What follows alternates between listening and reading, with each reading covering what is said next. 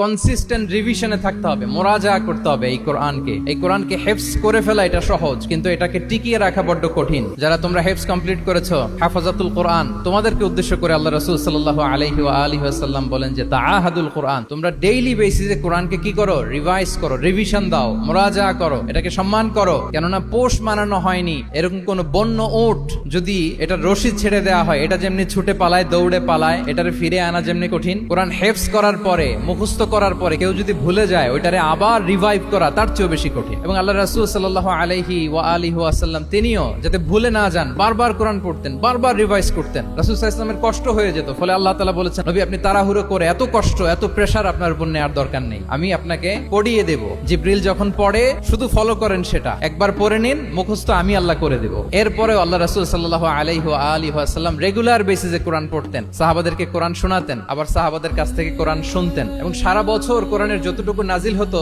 রমাদান আল মুবারাকে জিবরিল আলাইহিস সালামের সাথে রিভিশন করতেন। যে বছর তিনি ইন্তেকাল করবেন, ওই বছর দুইবার তিনি গোটা কোরআনকে জিবরিল আলাইহিস সালামের সামনে পেশ করেছেন, শুনিয়েছেন। তাহলে এটাই হচ্ছে সুন্নাহ। তিনি তো পৃথিবীর প্রথম হাফেজ নাকি? উনি রেখেছেন কিভাবে কোরআনকে, প্রিজার্ভ করেছেন কিভাবে? রিভিশনের মাধ্যমে। You have to revise a lot, you have to recite a lot. এটা আমাদের মনে থাকবে তো নাকি? শিক্ষার্থী বন্ধুরা আওয়াজ করো, মেক এ নয়েজ। মনে থাকবে ইনশাআল্লাহ বিইذنিল্লাহ।